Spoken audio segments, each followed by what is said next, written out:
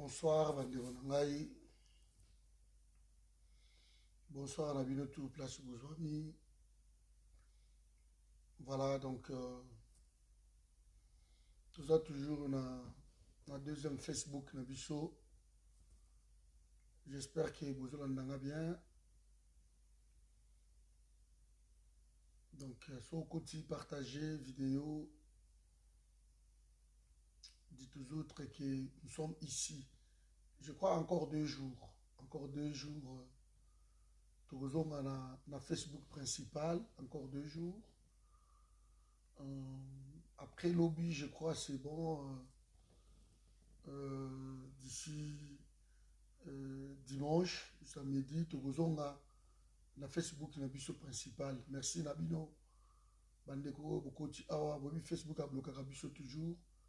Et on a essayé de s'abonner à Cordon Patrick Ifonza sur YouTube parce que vous avez Facebook et l'équipe. Donc, je crois que je vais faire direct à partir de YouTube. Il faut qu'on ait un ordinateur. Sur un ordinateur. Parce que pour une salle à téléphone, bonsoir maman Françoise. Pour une salle à téléphone, je sais il faut 1000 abonnés. Alors, le coup, 1000 abonnés pour s'abonner dans le. Donc, il faut que j'achète l'ordinateur.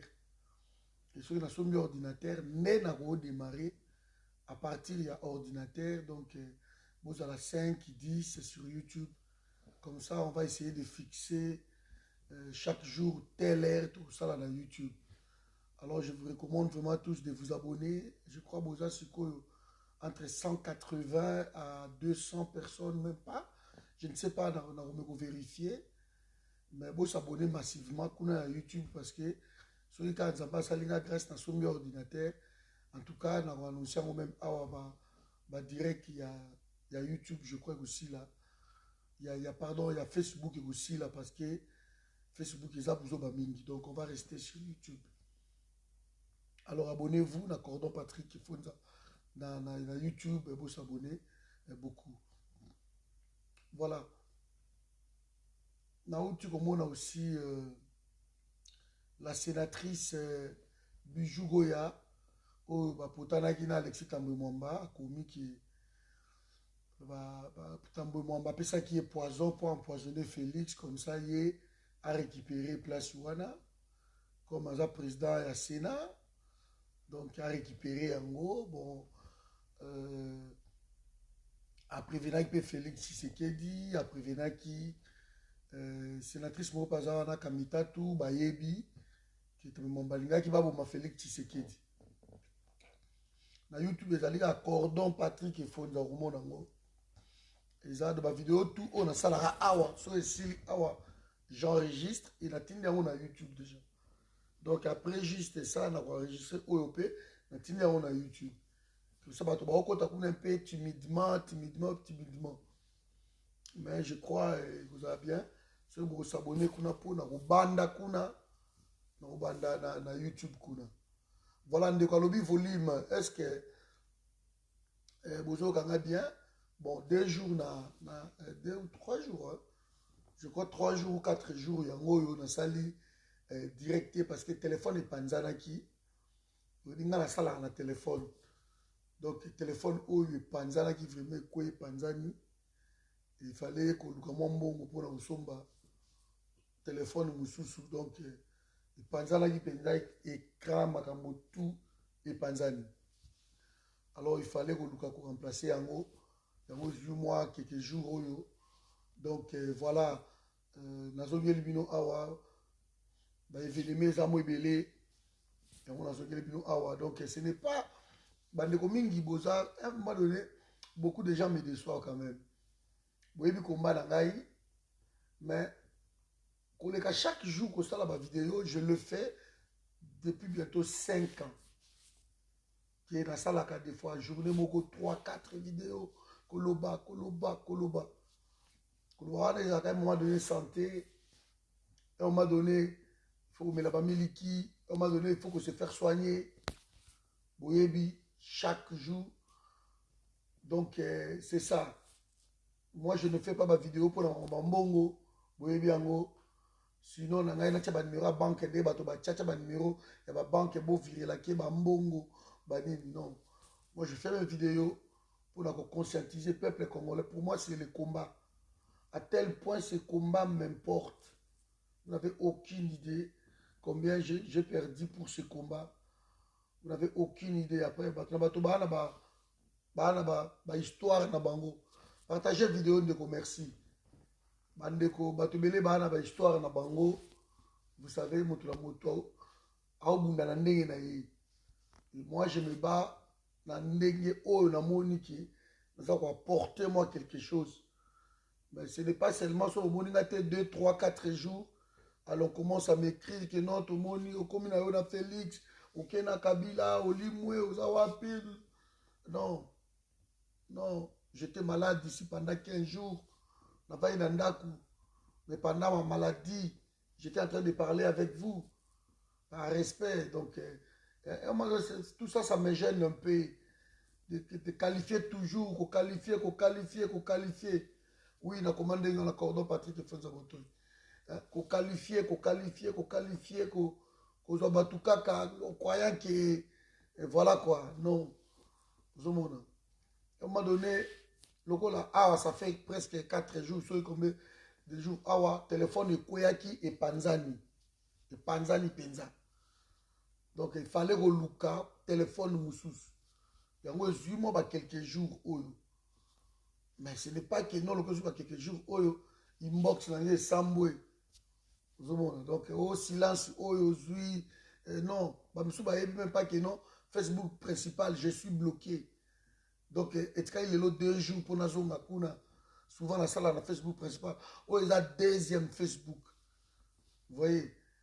Donc vraiment beau épargner moi je ne fais pas un combat. Il y a trahison. Je ne fais pas un combat par rapport, il y a quelques personnes qui m'envoient des fois, papa, 20 €, 100 €, 50 €. Je ne suis pas leur nom. Hein. Beaucoup m'envoient comme ça, que non, papa,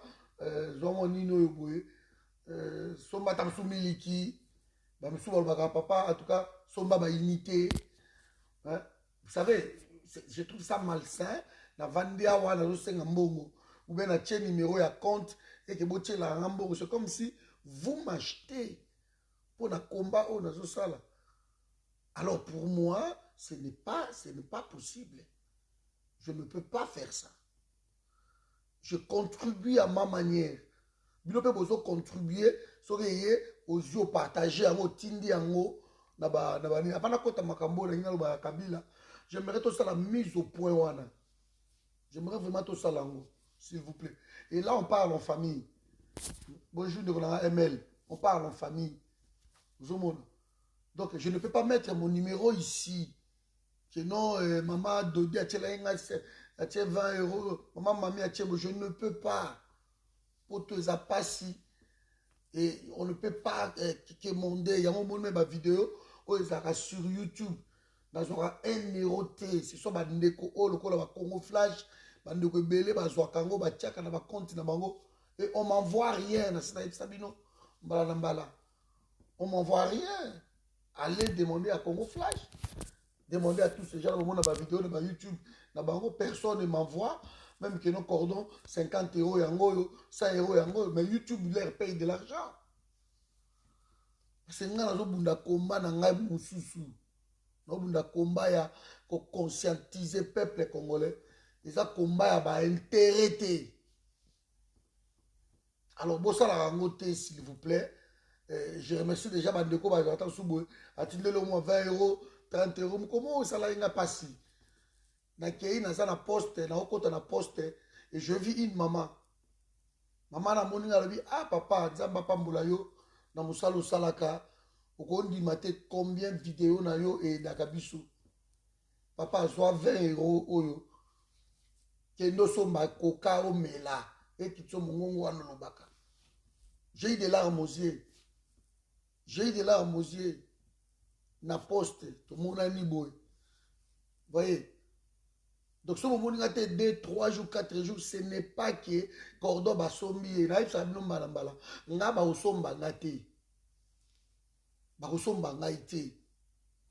Parce que je ne vois pas comment bakosomba ngai. Je ne vois pas aller travailler pour ton pays. Il ne faut pas qu'on t'achète. Sinon, des jours, vous allez biaiser même l'esprit. Hein? On ne peut pas t'acheter pour que tu travailles pour la pays. Yo qui travaille pour bafuta yo. Non, il y a un Fabino. Bon, mon ango te que na commis, na tien numéro à compte, na sewana, big, ceci. Voilà, non, je ne peux pas faire ça. Combat, oh, ça combat, il y a mental. Alors, si on a 2 jours, 3 jours, je préfère que vous me l'ayez. Cordon, qu'est-ce qui se passe? Dans un moutou, dans une maladie, dans quelque part, comme là, téléphone, il pense à qui, dans le cordon, je dois sur ma téléphone. Je n'ai pas de la unité. Il y a quelques personnes, c'est tout. Je ne le fais pas. Beaucoup font leurs vidéos dans YouTube, même sur le contenu exact dans le message. Mais il faut ça là parce qu'il y a des aller. Ou côté belé. Il y a YouTube déjà, je crois, 1000 euros, ils en sont combien, je ne sais même pas. Sur ça, 1000 vues, ils en sont combien, je ne sais pas. Mais voilà, vidéo comme la mission business. Sinon, tu peux perdre Moussala Toya Moussala. Zamba pona bato mususu. Et biso bato to sala ka goso bato to misa bilongi. Et c'est l'équipe bino bato va na sima clavier. Je ne pense pas. moi, je ne pense pas. Je n'ai jamais négligé qui que ce soit. On ne sait pas pour travailler dans Sima. Il y a clavier. Vous êtes plus intelligent, peut-être que les Kangai. Vous connaissez peut-être Mingi que les Kangai. Mais c'est juste que nous avons grâce. Et moi, je suis serviteur. Dans le forum, moi, je suis serviteur. Je ne suis pas cordon Yankee. Non, c'est moi le serviteur. Je suis là pour vous servir. Donc, si vraiment que vous m'avez 2-3 jours, il ne faut pas que vous me l'envoyez un message de ton débélé. Or, que le téléphone est comme un noir, attends, tu as commis na oye bate. Attends, que benga na oye bate. Lelo, le tout que soit téléphone, lelo. Na zuka téléphone, lelo. Na fongo la boue, mais non. Non, na 2-3 jours, na zu au moins 60 appels en absence. Bah, message, n'en parlons même pas. WhatsApp et Indi. Voilà. Vraiment, ça m'a fait du bien. Que non, bah, plutôt mon actualité, c'est un peu chaud, tout ça, c'est bien. Mais vous t'engagez que na parce que non, je ne ferai pas ça. Si je vais aller de l'autre côté, je vous le dirai, par respect, que non, je vois que. Mais pour moi, autour de et ça va être fait d'annonce. Il n'y a rien de concret. Alors, nous devons changer de position pour avoir un fait d'annonce. Il n'y a rien de concret. Qu'est-ce qui empêche Félix aujourd'hui de nommer déjà l'informateur? Il est en train de perdre du temps. Alors, il y a bien que non, Azan a tenté. Parce que tant des ennemis, il ne va pas être là éternellement. Il ne va pas être là peut-être 10 ans, non. Moutazan maîtrise à taille.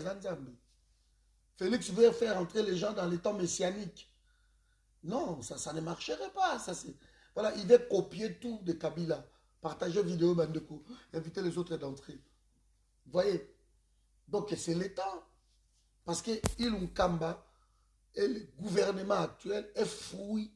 Il y a accord. Que vous avez signé un accord. Et Ilum Kamba et l'autre est le fouille de l'accord. Mais quand l'accord ne tient plus, donc Ilum Kamba non plus ne peut pas être là. Alors vous n'allez pas me dire que non, Ilum Kamba bloque le pays parce qu'il ne veut pas démissionner. Ah non. Parce qu'il y a un président de la République, il peut nommer, même quand Ilum Kamba est là, il peut nommer un informateur. Il peut nommer l'article 78, je crois, à la Constitution, alinéa 2. Il peut nommer un informateur. L'informateur pour identifier une majorité, ça ne dépend pas. Il peut le faire. Surtout qu'il Kamba est le fruit de l'accord. Alors on passe pas, on dit dans un discours que non, je vais nommer un informateur. Et pour nommer cet informateur-là, ça va prendre du temps. C'est que toi-même, tu n'es pas sûr de ce que tu es en train de dire. Tu n'as même pas l'idée de qui est le formateur. Qui est cet homme? Et moi, coordonner dans ça, on a cédé parce que Félix a dit que je vais nommer un informateur. Ah non! Ça fait 2 ans qu'il est toujours assisté dans le discours. Il y a Kitoko, il y a Félix. Il y a des beaux discours. Il y a des promesses et des promesses. Bonsoir Christian. Il va promettre, il distribue des promesses. Gauche et droite. Mais est-ce que doit-on comprendre que Mouto Loko a distribué ma promesse? Donc ma promesse soit Salaka Liboso. Oyo ba kokisa yango te. Sikoyo oyo sali sikoyo nda kokisa yango. Soyons logiques. Soyons logiques. Non. Non, bandeko na ngai. Baye baga mutu na parole na ye, vous donnez la parole, vous respectez la parole. Vous dites que je veux faire si vous le faites. C'est comme ça. Ngana yebisa bino makamba forum awa na kozwa bambongo te ya batu. Na trace mbongo te, na un scandale financier te depuis le malosa ila makambo nga oyo ya biso oyo boy na forum to saka na quelle cité. Je vous ai dit à plusieurs fois. Qu'est-ce que c'est na forum? Ma dépense sur tout et ça la makana ba réunion ya forum tout na bimisa yango na poche na ngai. So la bengi ba tout le monde entier ba yade ba yaka ba réunion je le fais tout na poche na ngai. Na senga mbongo te parce que na yebi ba congolais, il faut que ça la étude. Ba congolais pour ça bango yango wana yango na kende kete na ba réunion o katumbi abengisa ki mutu bo o mona ngate. O ba bengisaki mutu moko bo ministre moko ayaki abengisaki groupe moko ba combattant alinya yoka bango boko mona nga kuna te parce que c'est toujours de suspicion là-bas. Ba misusu ba kweya parce que l'autre est arrivé ici premier ministre Chibala aye la France a soit ba papi volcan ba kenda ma solo ici là parce que quand vous allez là-bas o to ke kutana ba Chibala travaille pour l'occupation. Réunion ni ya rosala ya malamu oyo okende kuna okende oyokata oyokani. Oyokani. Il va essayer de vous expliquer comment il est entré là, comment il travaille avec l'occupation. Réunion nini oyo ke non ministre moko ya Félix aye awa abengi bino yokei okesani. Okesani. Est-ce que ce ministre wana ya salisi réunion na longwe na occupation? Non. Ce sont des travailleurs qui travaillent pour l'occupation. Alors ces gens-là, dans la réunion, c'est pour cela qu'il y a et na yebisa forum mbabo kendete. Ce qui mutu, aza ko sala ono, to ba no chaka 10 € par mois, 20 € par mois. Yebisa yeke wane za cordon te za forum te. Eza forum te. Nous na ba idée. Il faut trouver solution. Toyo kanananu. To structurer loko. To l'ensemble. To décider. To zo bureau. To zo nini site. To zo makamyo surtout. To zo un programme aussi. Il faut qu'il y ait un programme. C'est pas possible. Il faut qu'il y ait un programme de société aussi. Programme de développement d'un pays au cas où.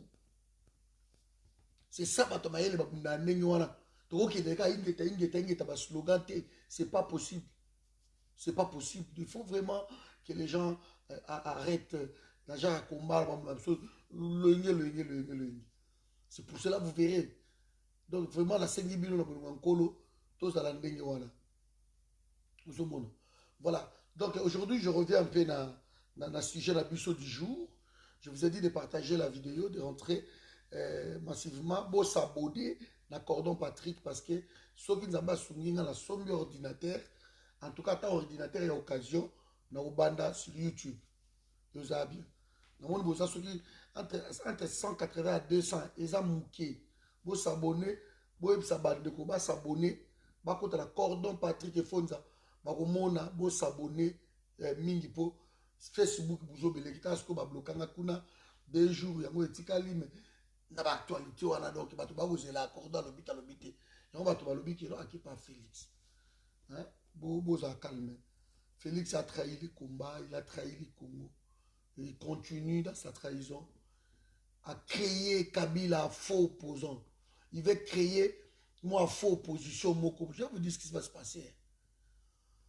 Donc, pour na 2023, va continuer les locaux de Bangoana. Il veut créer la situation avec Kabila. Que non, Félix a récupéré FCC surtout, avec le Roubaix-Roi, avec le Bizumakara, le Jeannette, tout. De tous ces gens-là. Il faut changer un chauffeur, mais tout, Batouana surtout, Batier et Félix a un bon chauffeur, le deuxième chauffeur, parce que le chauffeur garde sa place, c'est Kabila.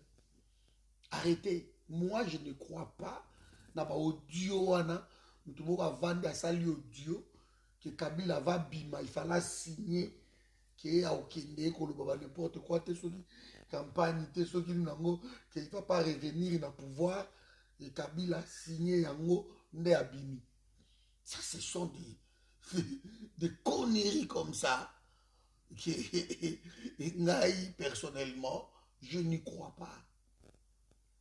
Et na moni ndenge bozo panza audio moni na panza jamais parce que il faut to kola air beaucoup ba de kona biso wana ya ba taliban les bétonistes bato balingi basala Félix aza danze bato wana nde bango problème bozo ka bande kona ngai bato wana nde problème. Ils sont en train de créer des situations pour tout le monde que Félix a dansé. Batouana Nelikambo. Moi, je ne crois pas que Kabila nega bimi wana akimi. Quelqu'un même m'a dit que non, Kabila, je crois, Kabila va payer visa, il y a longue durée dans Cuba. Kabila ok, il a exil, ce qui n'est pas. Qui résume, Kabila ok, l'exil. A commis na Katanga avant di nanu na Katanga comme ça a préparé bon abima à kende exil ça va pas Kabila zo kende exil atiki ba wolo na ye atiki ba biloko na ye ba arme na ye ba pistolet na ye atiki yango après yango ekolanda ye après je ne crois pas na ba kumonte wana ba faux kumonte wana Kabila bakangiye, Kabila ba fait ceci, Kabila ça. Ça peut être vrai, je dis bien conditionnel, mais je ne crois pas. Je ne crois pas. Donc, depuis que Félix est là, le mensonge a pris racine dans Congo. Le mensonge a pris racine. Sous d'autres cieux, ceux qui sont hommes politiques comme ça, représentants à peuple, comme ça, c'est qu'il y a un problème. Jérôme Cahuzac en France. Jérôme Cahuzac. Un ministre et un budget. Parce qu'il a menti. Qu'il y a une quantité en Suisse. Comme il a créé une situation que non, patron surtout français, au bacha mbongo na bango libanda, bazongi sa mbongo na bango na France. Et Canard enchaîné un journal Mokoana, et découvrir que Jérôme Cahuzac a zozongi sa ba compte ya batu, mais yé moko aza na compte na Suisse. Et Jérôme Cahuzac au lieu andima. Kaka po akosaki awangani qui naza na quantité baye ko découvrir qu'effectivement aza na compte non seulement longwa ministre mais Jérôme Cahuzac a kende ko samba et là il a été condamné. Le mensonge eza eloko oyo ezalaka malamu te pona mutu. Tellement, si vous pouvez battre lukuta na lukuta, même si ça verrait vrai, qui peut vous croire? N'a minute yo, n'a comprendre ba Congolais ou bazo tchama ba espoir kuna. Parce que vous savez pendant 20 ans, Bobundi que l'homme providentiel Moro Boya, pendant 20 ans to Bundi que Kabila kende. Pendant 20 ans to ota la mutu. Au lieu total la unité, pour la unité de que surtout benga na Kabila. Pendant 20 ans, nous voulons nous battre derrière un homme. Pendant 20 ans, nous voulons pousser un leader. Pendant 20 ans, nous attendons, comment ça s'appelle, un mot d'ordre. Alors qu'un peuple, pour abîmer ça, il n'a pas besoin d'un mot d'ordre de qui que ce soit. Le jour où ce peuple congolais sortira sans le mot d'ordre de qui que ce soit, alors il chasserait tout le monde. Alors, nous, le peuple congolais, on n'a pas compris ça. Chaque jour, nous espérons qu'il peut nous donner un mot d'ordre. Alors que vous, vous souffrez, mais vous attendez un mot d'ordre. Vous attendez un mot d'ordre. Bonsoir, maman Chantal. C'est ça le problème. Donc, si vous avez expliqué, vous avez expliqué, Christian Malanga, Malanga. John Chibango, John Chibango. Général Mounele. Donc, Batu Bazotala, et Kouta Wapi. Libeba. Moi, dans ces basses, la baba piloko na ebo. Moi, dans ces. Donc, c'est ça. Moi, na oyo, ADN abima. ADN, moi, na Kabila. Mukuna. Donc, le peuple est un peu en perte de vitesse. Et il veut s'accrocher dans l'espoir à Mokoboy. C'est ce qui se passe, c'est pas un peuple congolais. On veut s'accrocher dans l'espoir à Mokoboy. Et comme on veut s'accrocher dans l'espoir wana, yango bozo mona même ki ba audio mususu. Mutakosa na lokola type moko audio moko landa yango dernièrement ah. Oh, dans 2 jours, vous se préparez, biso, tozo bima déjà, c'est comme si dans 2 jours, dès Kabila Keiboy, ma solo silawa, tozo bima, audio mo tamboli. Bon, on a commenté yango même pas. Parce que depuis Kabila nga Kei, il y a 2 jours il quitte. Wabi baton. Tozo na basuda na biso na kati déjà batu bazawana déjà batu bazawana. Des distractions pareilles. Et les gens, foi, ils mettent leur foi là-bas. Et on partage. C'est comme si on voulait se consoler. On voulait se consoler d'une situation. Moi, je vous demande d'être posé, soyons pragmatiques. Ce qui est la minute au combat à Congo, ils ont kende mabé parce qu'on n'a pas compris jusqu'aujourd'hui. On est trop dans les sensationnels. On est trop dans les sentiments, dans l'émotion. Soyons posés. Quand on est posé,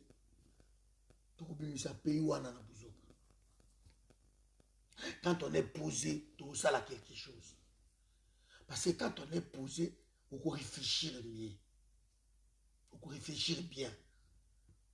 Pour trouver une solution en boucle. Il ne suffit pas aux amours qui mobimba. Mais quand on est posé, tu vois ça la noyau moko boye, il y a fort. Noyau na bateau ba lingi mboka na bango. Si vous êtes posé, vous n'êtes pas obligé de vous aller 1 million de personnes. Mais noyau na bogo ça quelque chose. Alors, qu'on s'accroche na ba audio parce que moi je sais que ceux qui bateau ba lingi ba bo makabila. Ba robimisa audio te. Voilà où ngade na za na mona ngo toujours que za buzota. Parce que ceux qui bateau ba na plan moko boy ba attaquer Kinshasa. Et robima na audio te. Peuple congolais, c'est pas possible. Bande orangai. Ba attaque surprise des alaka. Mais bah oya bicho ezala neti, je vais vous donner une illustration. Kimbuta ye na Waterloo a. Ba combattant ba yebi ke Kimbuta sa na Waterloo. Ole ba za la calme ba ke luka Kimbuta na ndenge ya ki. Tant so ba ko récupérer quelque part. Ba ko ba lobi non. Tant ba ke luka Kimbuta ba zui vidéo ba tie ba direct. Bana kin, bana Congo bozo mona. Ba Congolais bino tout bozo mona biso yo. Tozo patrouiller, tozo luka Kimbuta awa. Balobi aza awa. Aza na Waterloo awa to komi déjà na mabele tozo luka. Mais tant que botier déjà direct. Vous savez très bien que ces gens-là nous surveillent. Jusqu'au jour où tu es déjà tiré.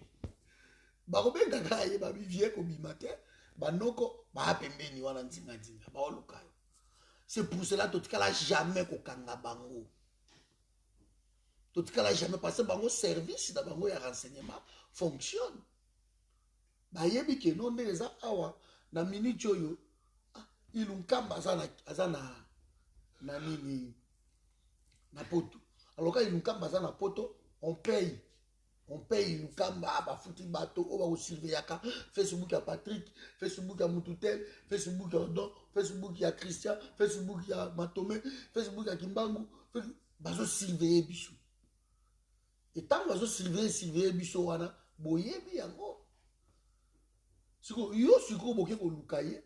Ole ko zala bino sur bato pe ba yeba même pas bo kanye comme ça la sport la cambre beaucoup récupérer dans la cambre par mégarde de câble comme ça que nego somba biloko bona délès pour récupérer comme ça ngaki na restaurant moko boy ya moi chic bo récupérer bo sali musana bino boleki mais tant déjà tout ça là déjà bozo kende bozo loba bo tiepe direct on les a la vidéo en différé qui bozo bo kadi mutu rien mais bino bo tie direct kuna ba ebisi yango totikala okanga ta mutu moko te mais ba yaka chaque jour yo so moni balingi ba attaquer Kisasa bozo ngona ba audio kera minute biloko wana déjà na ofungola bino ke soko yoki déjà o groupe moka ba soldat ba koti mikolo yo lukuta ezana ti ba audio oyo keno bana Congo bokeba ba empoisonner mai Congo mobimba bokeba na mikolo yo Kabila asombi ba ngombe moko boya ba poison mani lukuta ba ko empoisonner mai Congo mobimba te so ko mameli ba kufi non lukuta to bimana ba sensationnel wana les amours tout ka vendre ça les locaux na ebeji na la femme là qui parle que Kabila avait signé. Attends, je vais trouver les trucs, je vais vous retrouver papier. Et c'est bon, mon papier, mon botin là, papier. Et c'est la femme était là. Qui est cette femme qui parle? Si vous avez papier, wana, botin de la biso papier, wana total. Et les gens ont mis foi. Et ton lingai na WhatsApp, vous n'avez aucune. Y'a un biloko bona publier parce que eza normalité. Kabila linga bima. Kabila linga kindi. Kabila no linga voyager katanga Kabila ki exil. Ah. Mais Kabila qui exil a kozonga sou Kisasa te. Mais est-ce que Kisasa déjà Congo? Kabal katanga za Congo. Katanga za Congo. Est-ce que vous Katanga za Congo? Abande kunanga. Tanganyika eza Congo, Lualaba eza Congo. On a Kabila ça la bêtise na pays. Kabila ça la bêtise quand na Kisasa te, il peut le faire même là-bas Congo, même partout. Il peut le faire. Kabila au Kabola Congo en a te, arrêtez ici matin. Moi, ma poche, on va utiliser bango ya mike wana, qui ono toka wana, et tout ça la autodétermination, c'est des pipeaux. Moi, biloko a pas mané aux la balayer, tant au Kabila au sauté à Félix, biloko na boyo kango sauté. Le Congo est allé ensemble. Il y a ba tribu nyo sauté et sangana et sala Congo. Tribu mo go bima sauté. Parce que biso tango to kangama na ba tribu wana to balana sikoyo gauche droite gauche droite gauche droite. Et le kola to balana gauche droite. Donc il y a tellement le mélange. Ba Congo babala baluba babala ba Swahili babala ba Congo babala bangala. Donc tout ça tellement que trop mélangé ce que to kabala ndeni. Bambunda bagenda kubala bambole bagenda kubala bato bena kabwakala bagenda bala bena ngandanjika bena soki voilà c'est comme ça bagenda bala babash Ça, c'est Congo. Richesse, tout ça, dans le Congo, Yangoana. Biso total la kateke, non? Oh, na bala, mais ngala mungala. Anasoka mungala. Biso tala angote. Biso tala kaka Zaïrois. Congolais, c'est tout. Oh non, mobali na zana ko aza mu Congo. Ah, biso biloko ane zakate. Ça, c'est la richesse à Congo. Force à Congo, Yangoana. Et ça, t'es né, bozo, comme ça, ba Cameroun, le pasteur, wa bouzo, balika, qui ba Congolais, ba okota, lo la te. C'est là, ba Cameroun, ah, qui est de kuna mwande, ba vivre. A moment que non, anglophone, azo préféré ba la kaka anglophone. Ba mileke, on nga ba la ba mileke, basa, on nga ba la basa. Et wonda, on nga ba leona, qui est na kita la. Ata la touti, on nga ba la kaka touti, ou toi, on nga ba la kaka outi. C'est comme ça. Vous savez, la Congo, t'es. Congo n'est pas la boue, on a le Moussoïli, et Talina Aza congolaise, c'est ça notre force, c'est ça notre richesse. Aucun parent, il existe peut-être 0,2%, quelque chose comme ça, il peut exister comme partout dans le monde. Que non, ah, bon, il y a un mobile à Moulouba, il y a un mobile à Moukongo, il peut. Quelqu'un, infime pourcentage. Mais la majorité de 90% ou 98% des Congolais, baza, ba xénophobité, baza, ba communautariste, baza, ba régionaliste, baza, ba Congolais, baza, tout ça. Moi, je ne crois pas dans la bêtise au bateau de Katanga. Nana la serre, nana bankasa, bomolo, banani, batondi kuna na Katanga, wenze. Bobenga la bango, bakolete bonanga, bobenga la bango, balongwa kuna. Balongwa tse. Bavanda kuna baboti, babota mina kuna ba mélange la bousani. Bokom sa ba Katanga, bokom sa ba e bo simbati. De ozo mona wana, et ça que l'homme est libre, Kabila. Et bateau, bazotalaye, bazolo, bazolaye plaisir. Et comme Kabila sait qu'il ne sera pas poursuivi dans ça, il se permet. Ce que vous voyagez de Figo à Kende Cuba, et c'est ça, la liboso Kabila Bima. Kabila Bima, Félix Azande Makasi, que Kabila Bimi, à Cuba, et Félix a quoi, ça lui dit que vous avez souté. Pour ça, la mébélé, la mokili n'ignorant. Azane ndenge wana ne botika biloko wana parce que sopa bino Kabila m'a insulté ndenge aza wana bandi c'est fini aza na prison surveillée après quand on avait à Mabunda Kabila bimi siko comme suko luka raison que non Kabila bimi parce que a signé lettre ça qui est fois signé et quelqu'un m'a dit même que non nano Béa, François Béa, a surveillé Kabila Mikolo, moi été na DG Bagotala, a surveillé Kabila. Moi je suis d'accord na Eloko Moko. Que Kabila Nengazawana, il ne faut même pas qu'il exile. Kabila il faut Obomae. Il faut Oboma Kabila. Parce que Kabila peut nous déranger. Regarde déjà, même à l'instant même, Kabila est en train de déranger les Congo. On a perdu 20 ans à cause de cet homme-là. On a perdu 20 ans. Et c'est manque d'organisation à Bissou. Il ne faut pas donner la faute à d'autres. Bissou Mokotoba fautif. Et ça manque d'organisation à Bissou. On était juste organisé, Kabila n'est aussi au Bomaï. N'est aussi au Bomaï. Mais comme nous ne sommes pas organisés, alors on cherche Babou qui cher ailleurs. Toyebi Roubé Wazawana, Roubé Wazawana qui est là, l'Union sacrée. Aux dernières nouvelles, je crois, Bougoumès, gouverneur, il y a Sud Kivu, il y a Sud Kivu. Je crois, il a rejoint l'Union sacrée. Bango tout bazo qui est là-bas, l'Union sacrée. C'est juste que non, Koto peut baser rôle, Bako il s'aba konzia FCC. Comme ça, l'Union sacrée maintenant est fonctionné. Elle fonctionne comme le FCC. Il n'y a pas de changement. Il n'y a pas de changement. L'Union sacrée aura juste un nouveau coordonnateur, Félix Tshisekedi. Il va coordonner l'Union sacrée au service de l'occupation. Et si vous voyez vraiment que Félix est pressé pour que Congo soit libéré. Vous voyez ça?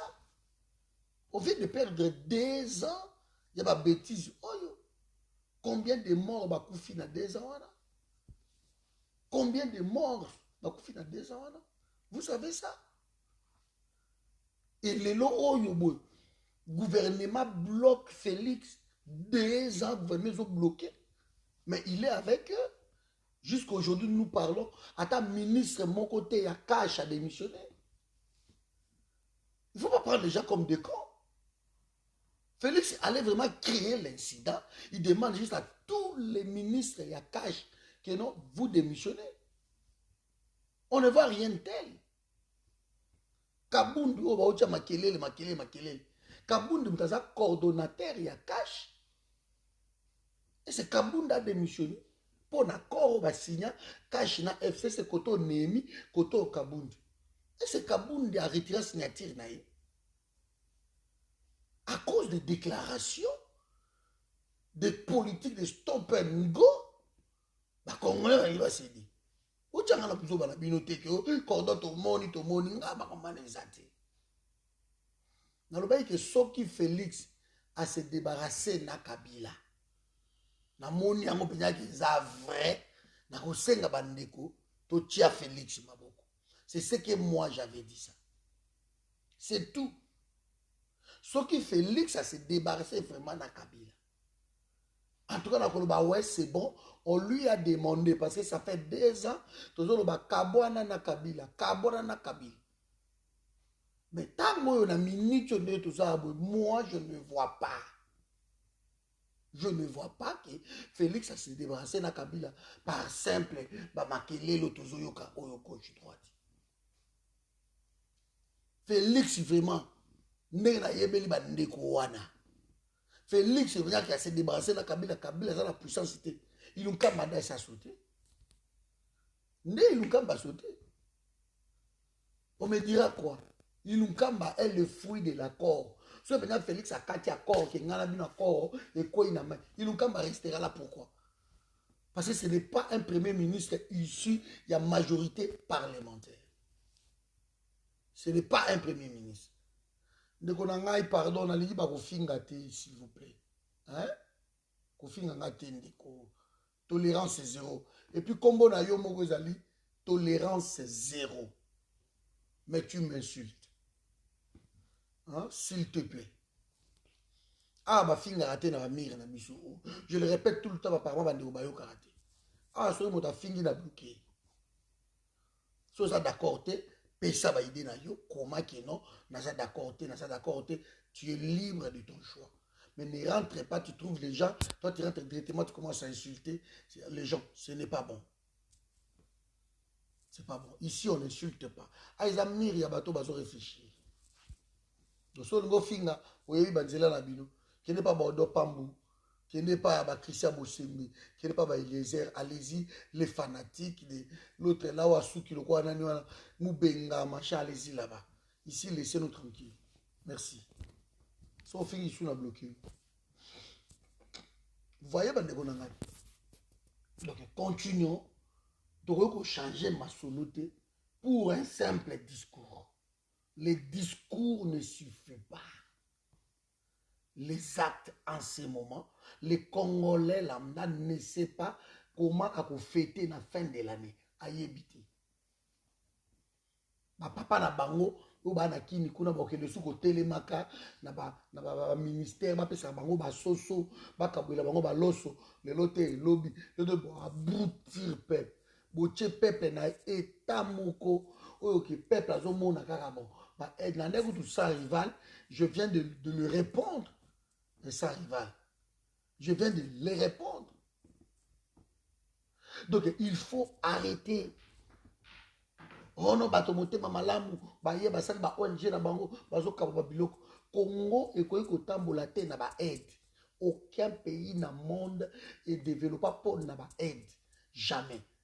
Toko tate que Félix a voyagé pendant 2 ans, Libanda pour que ne kolukaka au monde gauche-droite, alors que Ouganda juste nous doit 10 milliards à Tikeli Bango. Donc même au Kiliba, au monde a bazoba. Parce que yo za ne l'autre côté. bato ba na nyongono ba peso lo bité botika ngo batika ngo me yo ke ko senga ka mbongo. Alors bato faut vraiment que vous avez dit. C'est ça. Vous avez besoin d'argent. L'Ouganda est là, le Rwanda est là. Tous ces deux pays-là nous doivent de l'argent, de milliards. Et ils ont été condamnés par la justice. Mais ils ont signé le bibotika là dans bon on a ça lui sauter. Mais tu voyages pour demander bah mbongo, bah 2 millions, bah 3 millions, alors que les 10 milliards est là. Trouvons l'erreur. Trouvons l'erreur. Vous voyez? Donc, payer vos tambours boité. Ça fait 2 ans que cet homme ne voit pas tant isolé. Ok, Congo, dans le niveau Congo, ils ont sombré. Pour relever Congo, c'est vraiment dans le de l'urgence extrême. L'urgence extrême. Moto a lingi pays naïe a revendre dans bateau pendant 2 ans. Et malgré ça, il y a un discours depuis le 6. Depuis le 6 décembre, que Félix a sali un discours naïe wana. Le 6 décembre. Le toi les cantines. Ça continue. Non, qu'est-ce que je raconte même? Je crois que depuis le 6 novembre. Mais ça continue. Ça continue, Babilo Rwandais wana. Ce n'est pas bon. Ça continue. Pour situation mon côté et qu'on change si vous tirez les choses en longueur. C'est vous qui perdez. Parce que vous ne maîtrisez pas le temps. C'est vous qui perdez. Or, on a minute où Félix, il sait qu'il a perdu déjà 2 ans. Où il a fait son travail comme ça a été convenu pendant 2 ans. Et si et seulement si Félix s'est débarrassé Nakabili et qu'aujourd'hui il est le puissant ou le tout-puissant, mais il perd son temps. Il est en train de perdre le temps. Pourquoi il perd le temps? Trouvons la raison. Parce que Félix, il lui reste 2 ans pour prouver le peuple congolais. 2 ans. Mais 2 ans, on a d'abord eu Tikali. Programme, il y a 2 ans, il y a des réformes. Et quand on fait des réformes, on fait des concessions. Qu'est-ce qu'ils ont compris? La réforme, c'est la concession. Tu laisses une partie, on laisse une partie. C'est ça, des réformes. Pour que la population accepte, pour que la classe politique accepte, pour que l'opposition accepte, on laisse une partie. Donc, dans 2 ans, si les gens croient que l'applicabilité à un programme vous a dans 2 ans, vous vous trompez. Et la dernière année, c'est l'année électorale. Il doit se préparer pour aller sa peuple qui non, dans ça parce que Kabila a bloqué Kingai. Si Kabila a accueilli, vous pouvez s'engager sur un salle. Là, il faut qu'ils trouvent des gens pour les convaincre. Parce que tu attendais quoi? Au ça 2 ans, 3 ans. Tu attendais quoi pour se débarrasser de Bango? C'est ça, en fait, ce qu'on ne comprend pas. On ne comprend pas. Congola, vous avez le localia. Congola, vous avez le maya komela. Congola, vous avez courant. Congola, vous avez banzela. Kinshasa, salité, n'en parlons même pas. Na moni bongolo beta kaka na émission oh ya je sais pas di vidéo beta on découvrir commune ya Kalamu otala côté ya bongolo wana mais si nata na bi mais comment bato ba ko vivre ba condition oyo nata na chaque fois na otala commune mais tant natali ba bongolo mais na ebisi bino côté ya Kalamu côté ya Kimbangu wana mais je ne revenais pas. Côté na to ezalaka ba macadam na ba macadam côté wana nyoso tout ezalaka ba macadam ezalaka na ba terrasse dango bien tracé. Aujourd'hui tu ne sauras même pas. Nathalie na Kingabwa na dit mais ce n'est pas possible. Ce n'est pas possible. Alors Ce qui est bissonné tout ça, tout ça occupé babilo quoi babuzo bawana. Comment le pays peut avancer? Comment le pays peut avancer? Il ne tourne même pas sur place. Il ne tourne même pas sur place. Félix, il recule. Le pays, pendant 2 ans, le pays a reculé. Parce que la réserve même, Tozangi, c'était 1 milliard, je crois, 200. Aujourd'hui, nous parlons, c'est dans les 600. Et où tu as 600 millions. Et tu as perdu, je crois, 3% chaque jour. Bientôt, c'est banqueroute. On n'aura plus de salaire même pour payer les gens. Un pays où il y a autant de richesses, où mais vous êtes incapable de transformer la richesse. Alors, vous n'allez pas nous dire que non, moi, Patrick, je vais comprendre Félix parce que à ça les discours, il perd du temps.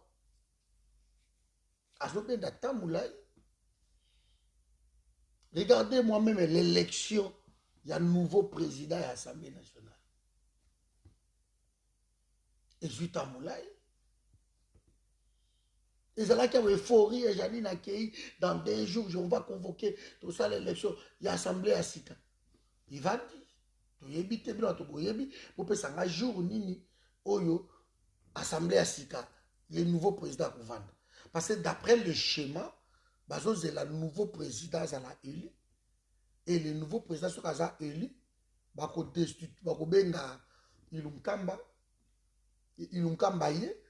une motion de défiance. Il pas Ilunkamba. Et va destituer. C'est alors que Félix va nommer l'informateur. Alors que je viens de vous dire que non, Félix n'a pas besoin d'entendre Ilunkamba démissionner. Parce que si et seulement si à Kati accord, Ilunkamba est le fruit de l'accord. Quand l'accord est brisé, Ilunkamba tombe. Ilunkamba tombe, le gouvernement tombe.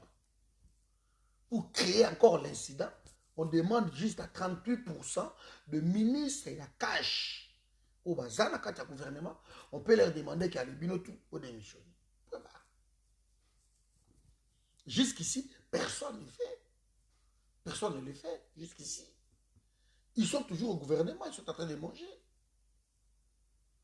Il faut arrêter de prendre des gens comme des cons. Même si vous soutenez Félix, moi je peux peut-être vous comprendre. Mais est-ce que vous soutenez les pays? Parce que les pays, ils sont en phase. Je ne sais pas, nous pédalons dans les yaourts. Je ne sais pas, le pays pédale. Il n'y a rien qui est dans l'horizon. Tu habites à venir à Congo. Quelle est la vision? Oh, ils ont même à Congo. Ngana yebite. Ngana yebite. Alors, bon, la mission va espoir, te à pas à pamba. Kabila Kei, c'est le début de l'exil. Kabila Kei, tout ce que vous avez raconté jusqu'ici, c'est ça un mensonge dans un mensonge. Même si vous avez dit comment va-t-on avoir l'ingabino? Parce que quand on est habitué à mentir, même si ça verrait vrai, qui peut croire? De bon, même les Congolais succombe dans le système et à qui mon ami. Vous voyez, Congolais, la situation. Je vais partager la vidéo, merci. Je crois que nous sommes dans le Facebook principal dans 2 jours. Vous voyez, le sac arrive au 16 jours. Vous voyez, Congolais, dans le système, il y a qui mon ami. Que ce comme il faut tout le monde, parce que tant que nous avons un discours, nous avons une promesse, tout le monde a répondu à ça, Toboy, ma promesse, on fait que promettre. Nako. Et puis le discours, on a je vais, je. Ah non. Je. Maintenant, on va causer là, je fais, je vais. Tout ça, ce sont des promesses. Oyo, il a ici, et l'autre mon côté. Parce qu'on nous a tellement distribué des promesses. Il n'y a rien. Tous ceux qui ont été arrêtés, mascarade, ils sont dehors. Tous ces PDG sont dehors. Jusqu'aujourd'hui, Kamere, qui est en prison, entre guillemets, Kamere reste le directeur du cabinet, le chef de l'État. Celui qui a été condamné par la malversation financière. Celui qui a volé l'argent du contribuable. C'est ça la condamnation de Kamere. Mais celui-là reste le directeur du cabinet d'un chef de l'État qui veut lutter contre la corruption. Et bateau ya nomaki bango qui va lutter contre la corruption. Bango moko bakangi bango na banque. Corruption ya osakanati. Est-ce qu'il y a du sérieux dans cette histoire? Après vous nous demandez à nous, quoi? On nomme des inspecteurs pour lutter contre la corruption. Et curieusement, bango moko bata tampé na kana mo ata ba nommé bango corruption au sakanate banque écoute et dénoncer bango. Banque dénoncer bango.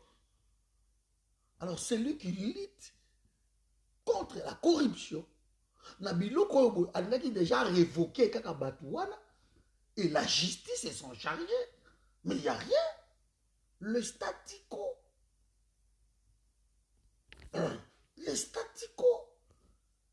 Il n'y a rien du sérieux. Dans un bon bateau, lui croit que non, il est mon cas de se tromper. Parce que c'est lui qui aura à présenter le bilan devant le peuple congolais. Il ne dira pas à peuple congolais qui Kabila bloqué, qui Kabani. Il ne le dira pas. Parce que ce discours-là ne passera pas. Ne passera pas. Parce que quand on est incapable, il y a même directeur dans le cabinet, au bakangi, na moyibi, ya mbongo, ya l'État, bazuye, bakangi. Mais il garde le poste de directeur du cabinet. Il a son salaire de directeur du cabinet. Il a ses avantages. De tout en étant en prison, Kamere continue à gagner de l'argent.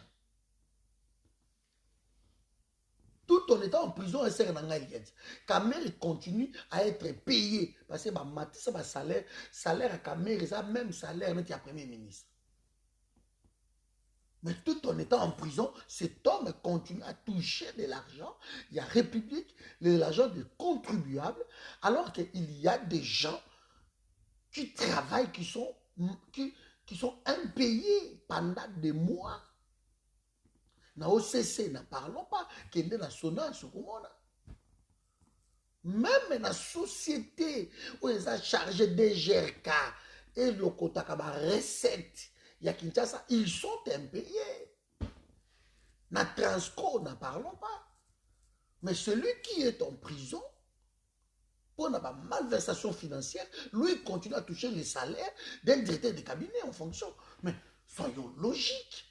Alors, dans toutes ces histoires-là, vous n'allez pas me convaincre que Félix, il est sérieux parce qu'à Télémi, à ça les discours. Nous sommes des hommes politiques. On sait comment, quand on est emballé par l'excès de masse, la pédagogie nous dit l'excès de masse, on risque de super.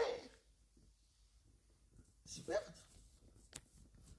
L'excès de masse.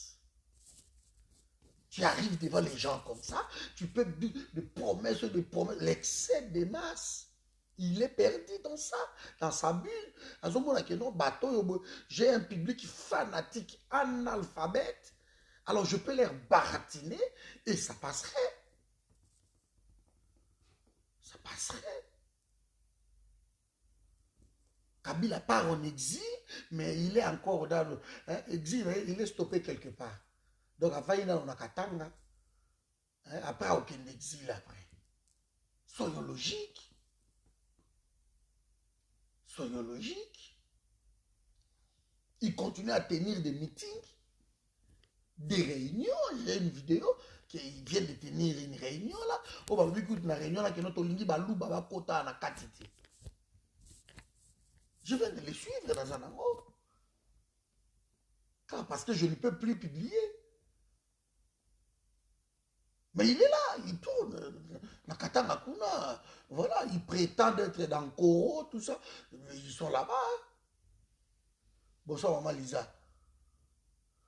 Arrêtez de croire que quelque chose de bon viendra de Félix. Arrêtez. Soki likama malamu esalami tokoleka awa tokoyebisa bino que c'est bon. En tout cas, mes amis, tolandela no likambo oyo ezokende bien, ezokende boy. Mais on ne peut pas couper ça bateau espoir, moi euphorie wana na quelque chose toujours monaté. Alors Congolais est tellement sentimentaliste. Maman Berthe a posé une question avec mes cordons.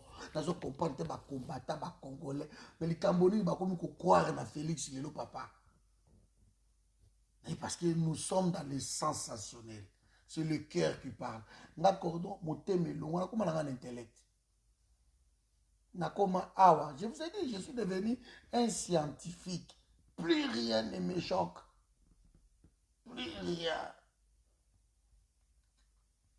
Je suis un scientifique. De tout ce qui se passe là-bas, c'est normal. C'est l'effet congolais. Ils aiment ça. S'il vous plaît. Si Félix aimait le Congo, Félix, c'est lui qui allait créer l'incident là. Que non, c'est bon, le lendemain de son discours, il nomme l'informateur. N'a pas ça, moi, bénéfice du doute. Mais quand on rigole comme ça, on va nommer, et on reste. Les lots, tu as les 17, tu as presque les 18, déjà, tu as les 18. Hein. Bientôt, le fait, même si vous nommez l'informateur. Et comment en janvier? Pas au Banamoussala, peut-être en janvier. Alors, soit Bani Moussa en janvier, cet informateur, le fameux, je ne sais pas c'est qui. Ce bon nommé, informateur, il sera 30 jours, renouvelé une fois. Donc, c'est 60 jours. À moins qu'il assez samo dans une semaine. Ce sont des hypothèses, mais la loi est qu'on nomme l'informateur pour 30 jours, renouvelé une fois. Donc, la durée que l'informateur peut faire, c'est 60 jours pour identifier la majorité. Donc, ici, nous sommes déjà dans le mois de mars, Papingibia. Déjà dans le mois de mars. Voilà les problèmes toujours au Bayangola. Nous sommes dans le mois de mars. Ce qu'a nommé et que si Makambombango, c'est une bonne chose. Mais est-ce que l'Assemblée, il fallait qu'il y ait les 15 heures. Le coup là-bas siégé. Est-ce que l'Assemblée nationale et quelles vacances c'était? Je dois vérifier là. Je dois vérifier. Parce que ceux qui va qui va les 15 mars. Donc ça, 3 mois, il y a vacances. Dans le bac, il y a déjà 2 temps comme informateur. Souvenez-vous dans la vidéo, na pesa kabino déjà tranche wana. Na azobenda makambo moulayi pour rien.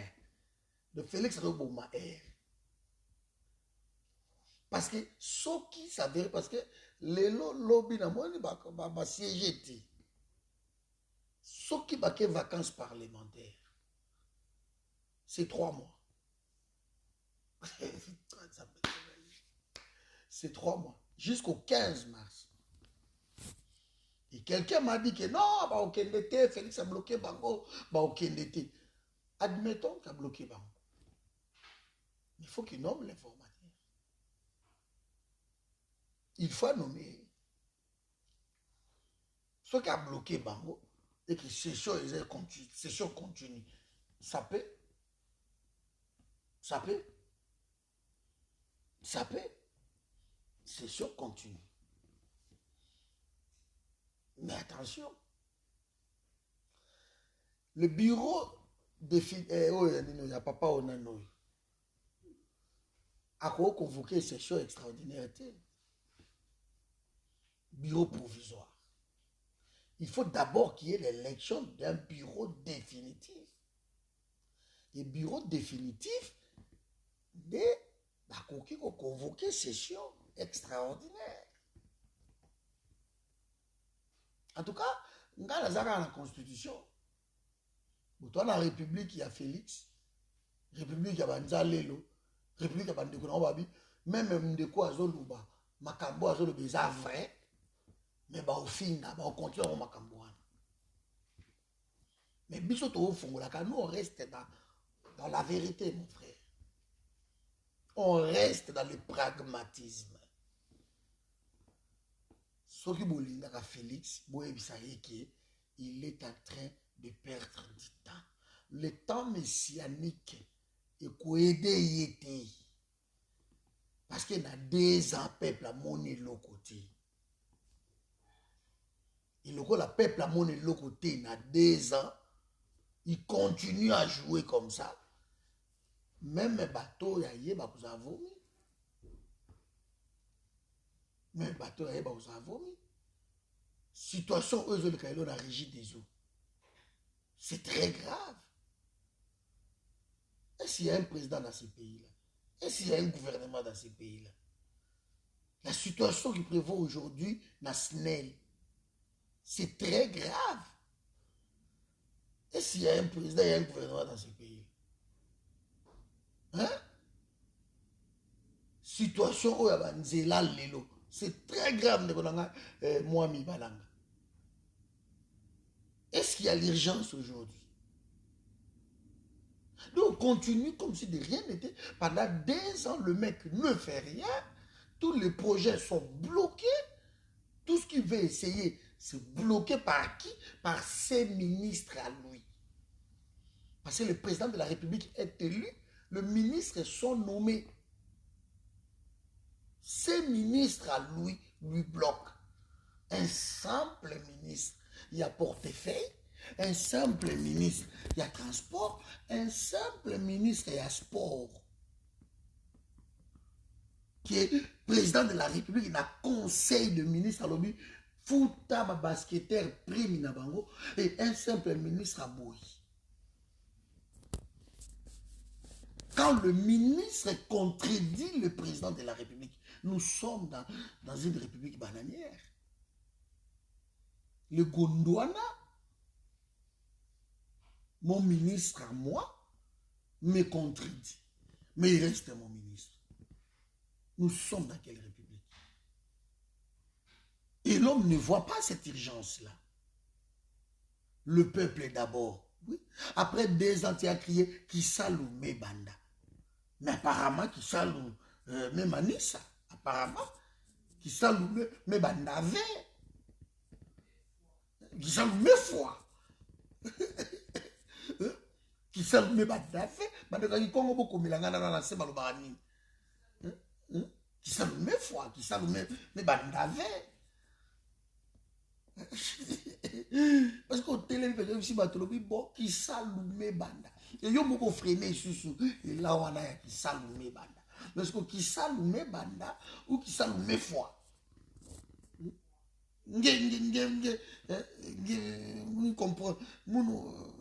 Comprendre Félix V. Félix il n'est pas star. Il n'est pas star na boire la bête. Aventure ya bajan wana. Qui salume banda na olume formaté tile lotozo zela.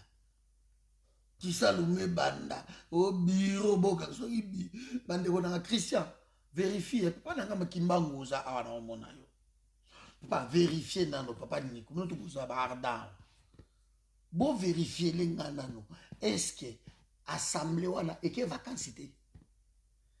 C'est que vacances pour faire comme ça prophète. C'est là le bas qui a rodé le premier jour dans le marbre informateur. Boye biti là-bas qui m'a ramba premier ministre. Après dans la vidéo sur le informateur. Qui ça le mekou foi. Oui, tu connais la femme avec qui ça le mekou foi. C'est ça qui ça le mekou foi. Ça le me bandavé. Alors tu vois ce qu'on applaudir, Fati béton, alobi qui salome banda, vous avez vu un cordon, donc il est ça dit, qui salome banda, nabi bateau yo, pour comprendre mon colonie Nzambe. Yo ba okosaka bango partout ndenge wana, ouais. Qui salome koufwa? Félix il est freiné qui sale.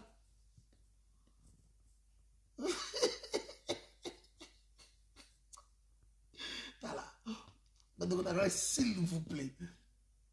Ici, on parle du Congo. Bonsoir, Gérard. Félix Inge Freiné qui salme. Qui salme Koufwa. Qui salme Bandave. Qui salme Manissa. Qui salme Foi. Et là, il y a été. Donc, Makelele kia.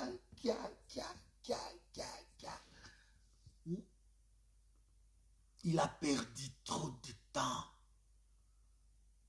Ou bien, quand on veut venir au sommet de l'État en stage, on ne sait rien faire. Maintenant, ça ferait que même un projet à Bétel en Otolo, que les Français, une école de guerre, ils ont un projet à côté, on a Katia, révolution de la modernité. Parce que le lendemain, Kabila va boire qui a un babi, biso to sala qui a. Ça me met foi, oui. De Okumba combien? Il faut arrêter, mes amis. Vraiment, on a les gens il faut rire à les arrêter. Au moins, au niveau Congo comme il est loin. De ceux qui ont Félix, c'est comme qu'on se contenter là-bas. Discours, tout ça est le côté. Donc voilà. Aujourd'hui, je voulais vous le dire. Si Kabila part en exil, il partirait en exil. Naba biloko na ye, naba minduki na ye, ba pistolet na ye.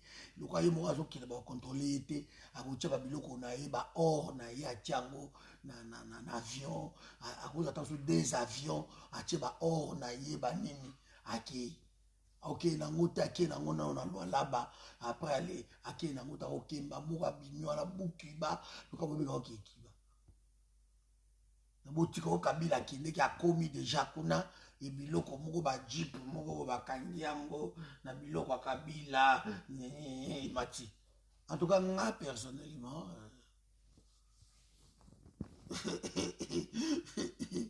ngala c'est tout bas mais mon ami dis-moi la mise. Donc soyons logiques mes amis. Ce n'est pas que j'aime pas mon pays. J'aime beaucoup le Congo. Je veux l'excellence pour mon pays. Je veux qu'il y ait un président qui passe, qui se dit président, qu'il ne vienne pas en stage. Que le président ne vienne pas en stage. Parce que quand on est président, on est venu pour travailler, pour exercer ce que vous aurez appris. Mais on ne vient pas faire le stage dans la présidence. Ce n'est pas possible. On ne vient pas pour apprendre dans la présidence. On vient pour exercer. Que tous ces conseillers en herbe, ils sont aujourd'hui au moins, je ne sais pas, ils sont au moins 800, 900 ou 1000 conseillers. Parce que chez Félix, tout le monde est conseiller. Chez nos frères Louba, tout le monde est conseiller du président maintenant. Tout le monde travaille à la présidence. Tout le monde, c'est la famille présidentielle. C'est ça. Bon, qu'à cela ne tienne, vous êtes vous tous la famille présidentielle, mais travaillons. Quand vous laissez votre propre province dans cet état-là, délabrement qui me dit son nom, vous essayez de faire quoi? Ça ne va pas.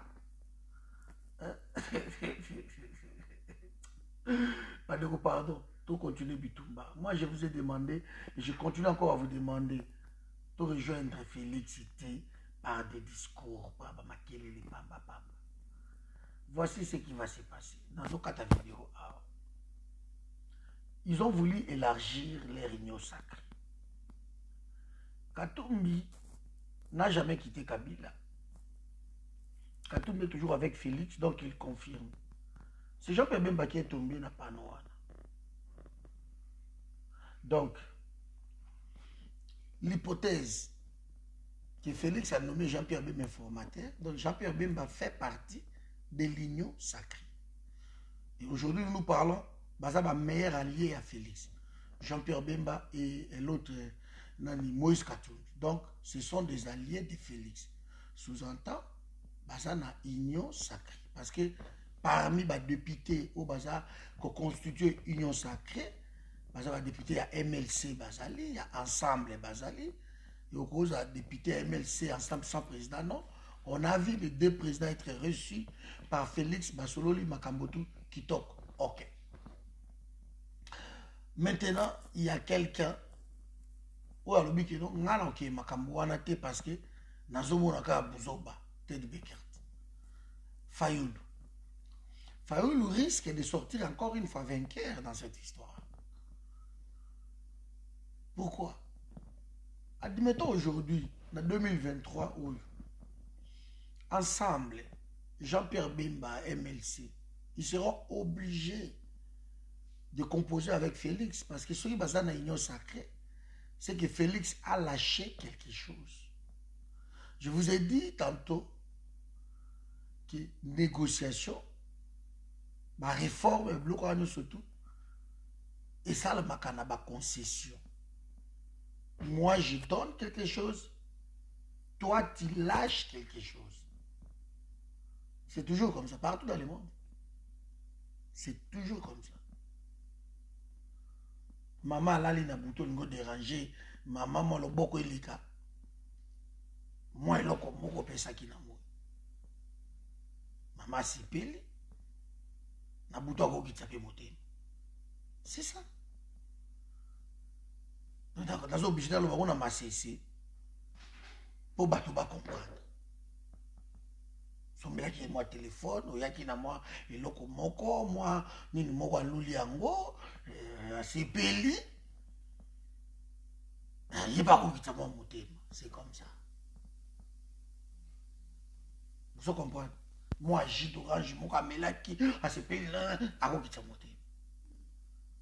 Donc si qu'on a minute on dit ça, Félix a lâché aussi quelque chose. Donc Bemba, Katumbi, Batu na bango, bakozala na kati ya gouvernement wana. O bakosala. Soki pe bakosala kaka parce que jusqu'ici, si vraiment Ilunkamba était en danger, Ilunkamba allait démissionner. Voilà encore ma suspicion encore. Si réellement si Kabila Kimi exile, Ilunkamba allait démissionner. C'est pour ça qu'on comprend dans notre. Kabila Kimi exil, Akoyate, mais Ilunkamba Kangami a démissionné, a bloqué Félix.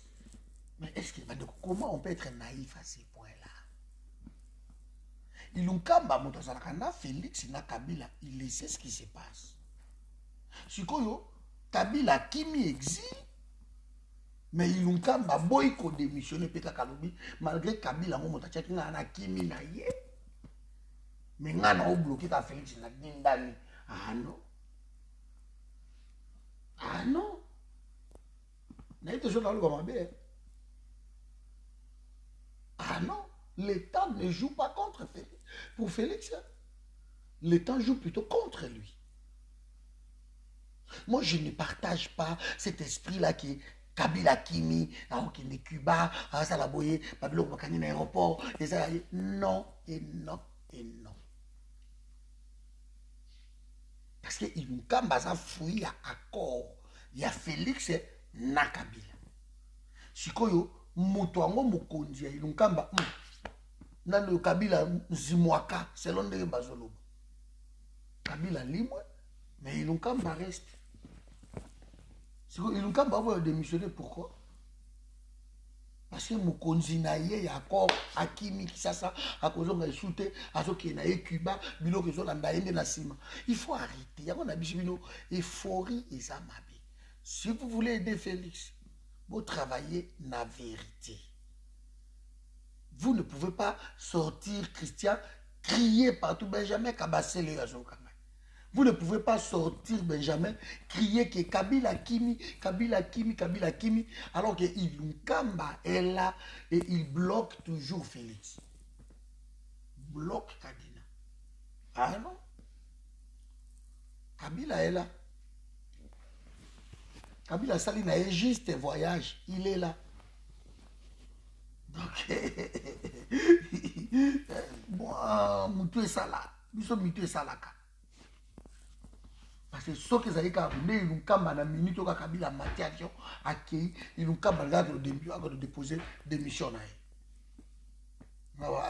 démission yango parce que mutongo yoana akimi na ye ngana za ko mi sauver na bika ngana batu na ngai ali ñu yango wana na déposer démission na ngai. Mais ils ont kamba adinda mitilelo. Ça c'est un problème.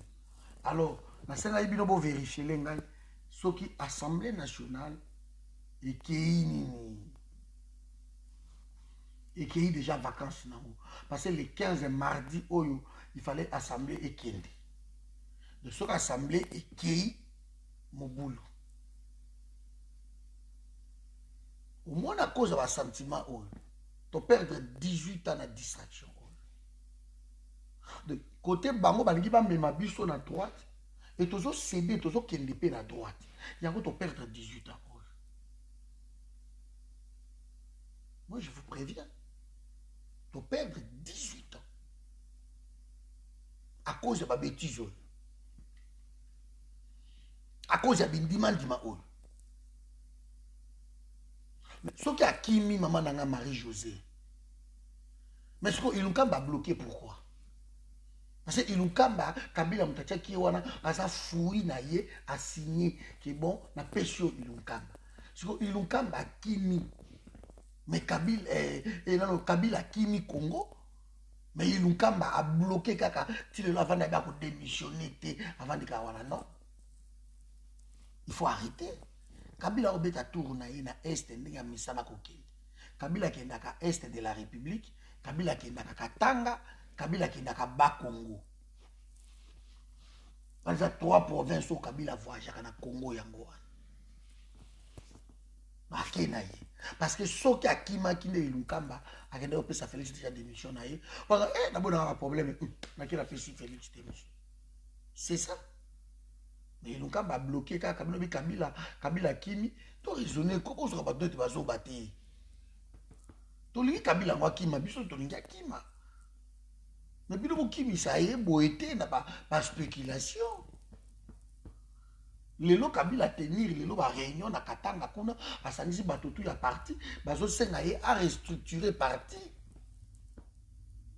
Na ça dans la vidéo quand pour Facebook a bloqué nga na ko publier té il y a oyo peut a bloqué na 2 Facebook.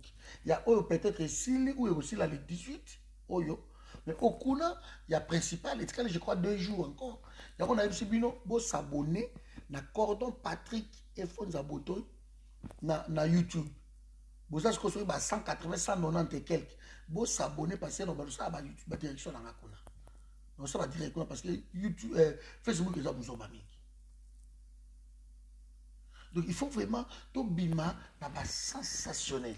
Yango Rwanda Amema biso na buzoba wana. Et bah, ce qui m'étonne, un intellectuel, on ne peut pas le manipuler. Mais est-ce que les intellectuels sont manipulés?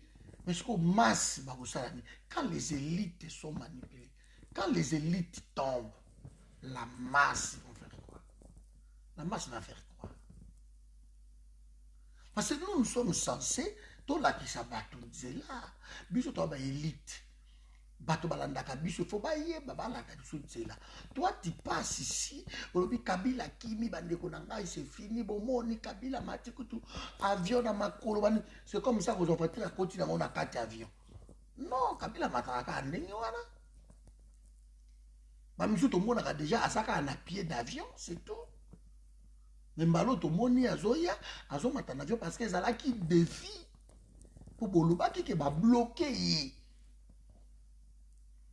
Oh, allez qui dans le salon d'honneur, allez qui dans mais il peut passer où il est. Ni bon scripté, c'est que beaucoup ça biso. On a posé une question, moi comment répondre ngai. Thomas paye à côté. Ilunkamba aza fouille ya accord. OK? Ndeko bisalu pardon ko finga ngate na azobate. Ah ba finga ngate merci. Hein? Pesanga nde o nga na zolo baso na lukuta yo komela na bloqué yo te parce que ça mba na liboso. Ozomo yo komela ngande ke te. Kabila Kimi, mais il va continuer à bloquer Félix et tant que qui, il peut s'engager raison. Parce que dans la ligue Kabila Kima, comme ça Félix a travaillé, dans la ligue Kabila Kima. Mais Kabila Kima, parce que nous avons fake news partout, et ce qu'on a tellement salité, nous avons pas tellement Félix. Ce qu'on a le cas au fin Zoba, et c'est ma kamnazo lobo, on a raisonné n'enge, on a raisonné te. Je n'ai pas le droit de raisonner comme ça. Parce que c'est l'accord. Bon, autant a déjà ordonnance nommant Ilukamba comme Premier ministre. Comment vit l'accord? Comment vit la Constitution? Vit l'accord. Ce que Félix a quatre accords. Mais Ilukamba va rester l'accord. Pourquoi? Parce que l'accord qui nomme Ilukamba Premier ministre est coupé. Bakati yango est fini, cet accord caduque, Ilukamba tombe. Bon, ce n'est pas grave. Ilukamba zawana. Démissionner, Félix a convoqué Yabinae, il a repris sa démission. Ilukamba a repris sa démission. Il continue à tenir conseil de ministre. Si vous avez un problème, est awa. Ilunkamba aza mutu wa Kabila. Siko soki Ilunkamba aza mutu wa Kabila. Siko Kabila mutu apesa ki Ilunkamba akimi mbangu ndebo bake non, c'est fini akozonga lisusu ta ke azoke Cuba. Siko Ilunkamba avandi wana pourquoi? Pourquoi je continue à bloquer Félix? Pourquoi il faut démissionner? Il faut ebisanga pourquoi? Olo le kofi nga zoba. So nga na yo bato ba ozoti ezoba. Parce que nga zo raisonner ndenge wana na yebiki no, nga moto na tinda ki yo kende kuna. Ovandi kuna pona ngai. To yo karaka na famille wana pona ngai. Nga na osiko yindi ale kubengani nga na kimi boa, mais moto tinda ka tikali. Non. Alors où vous osez bato? Je sais pas. Mais moi cette naïveté là, je ne le partage pas. Je ne le partage pas. Je ne le partage pas. Pour nommer l'informateur, ça dépend d'Ilunkamba, selon Bino. Ok. Pour nommer l'informateur, ça dépend d'Ilunkamba, selon Bino. Maintenant, ici, Bino, non. Ça dépend de Félix. Parce que c'est lui le président de la République.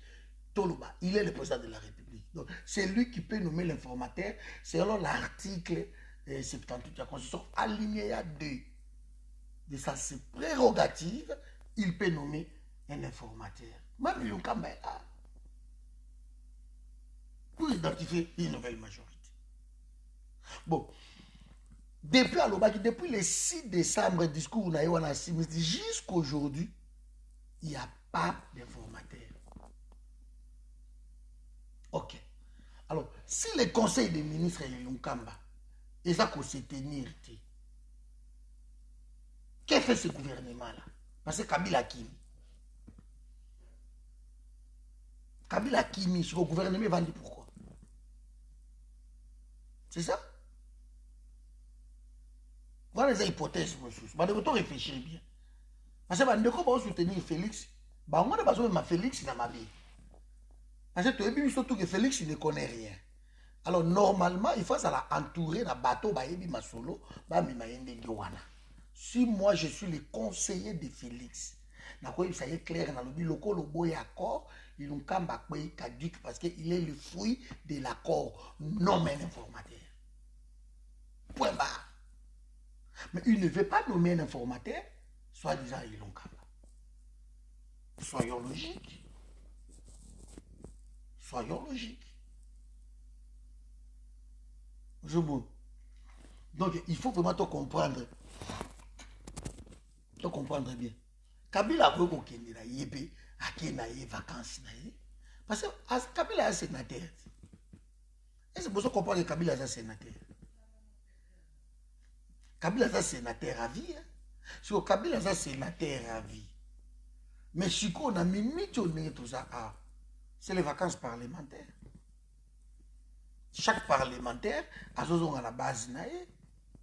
Kabila, il prétend être dans le Koro, Bamanono, Bakote, Balwala, Azongi, si on a base, na vacances parlementaires, ils ont 3 mois. Ils ont bloqué une déco parce que c'est quoi comme on finit la tata nangai, donc il faut la bloquer pour ça, elle est très impoli. À son âge, elle est vraiment très impoli. Donc ils ont bloqué, à quoi il y a reçu na ba direct na bisoté. Merci Bandeko. Aboli misaka bloqué na no bisala, c'est ça. Il faut la bloquer. Voilà, allez. Bisala, au revoir. Parce que le gars yo boy to débat comme si ko finga tata na ngai, comme ko finga bato na pétition bon ko yo kate bolimbisanga mais na bloqué parce que lui c'est les insultes. Alors biso ba insulte moi été biso contredire no ngai mais comment awa na sike non cordon ezandenge yo zolo ba boité eza boye ngana ko sepela bande ko po bazolanda awa ba ko kota pe na yo pe débat boko beta na bango débat. C'est tout ce qu'on demande. Ici, c'est le débat, c'est la démocratie. Mais quand les insultes rentrent, donc, ce n'est plus la démocratie. Alors, au fini, papa n'a pas koufa depuis Kala. Si au fini, père, il y a plus de 20 ans. Papa n'a pas eu ça à Nina. Parce que n'a pas fini. Et malgré les autres pays, mais il n'écoute pas, il insulte. Donc, à cause de la place, mon gars a bisoté. Nous sommes. Mais na lingi bateau bazo leka ba contredire balo ba te cordon za boité parce que les vacances parlementaires ça les 15 et c'est on appelle la cause je ne sais pas c'était le mardi Kabila za sénateur donc c'était parlementaire aussi à aucun des vacances parce que la vacances parlementaires wana ba sénateur ba ministre ba zonga ka ba parlementaire ba zonga ka ba base na bango ba kenda ko visiter base na bango. Qu'est-ce qui ne va pas? Il y a salamité. Tant qu'il y a une session, il y a le 15 mars, il y a une session. Il y a une solo. Donc, Kabila, comme sénateur, il peut aussi, vacances parlementaires, accueillir côté Kuna.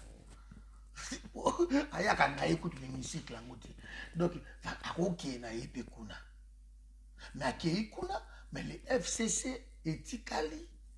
Et le FCC continue à bloquer Félix parce que Kabila a voyagé pour Libanate. Azana Congo.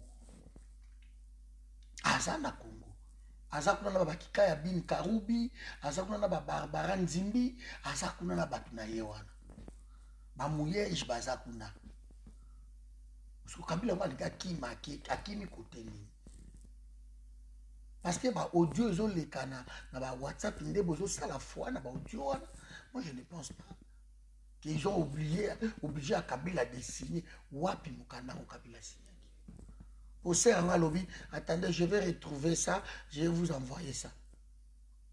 Toujours parce que l'autre dans le monde d'internet. Depuis tu les as. Alors audio on a beau de la langue shooting. Yama Mbalukuta. Donc on veut créer une situation, on va créer qui non Kabila va pékisi abima, Kabila va bima shooter, va kangier, va jekoko va commis tout le monde n'est pas qu'à bouger, babilo quand mais quelques jours après Kabila va bibina haki. Si le ridicule pouvait tuer. Maintenant mon passe, vous nous insultez sur bazoba, non, vous êtes réfléchir. Ngana oti Kabila na question au bandeko na ngai, bola la nango. On a eu réponse cité. Soki Kabila Kimi a exil na Cuba. Pourquoi ils ont continué à bloquer Félix? Je veux juste savoir. Parce que moi, je ne crois pas que Kabila Kimi. Je ne crois pas. voyager ake kogalvanize troupe na ye ake na siège na ye kuna po côté kuna apparemment ezalaka fief na ye. Moi je sais que c'est un Rwandais mais balobi il vient d'Anko bakoti wana. Donc voilà, papa Didier, bonsoir na yo. Si vraiment on me répond que pourquoi il nous cambe bazar, en tout cas après moi je verrai. Bon le bateau que Némi Moulin a bloqué parce que FCC m'a télémé ce qu'on Némi Falongo. Il faut pas changer ba dirigeant là-bas. Ba télémé le Chadari il faut ba longo. Si bango va continuer à bloquer, ba bina nous cambe tellement Kabila Kimi to yebi biso tout dans le monde des animaux. Boye biango. Mokili za jende. Biso ba mokombo so ya mobali to yango botonga. Donc na botonga wana so ba bomi mokombo so ya mobali. Do argenté à l'ali, tout le reste nzimwaka. Et c'est du lion. So il lion ya mobali à l'ali kaka bou troupe wana banzani. Kabila Kimi mais ba Nemi banana basala bango Kimi.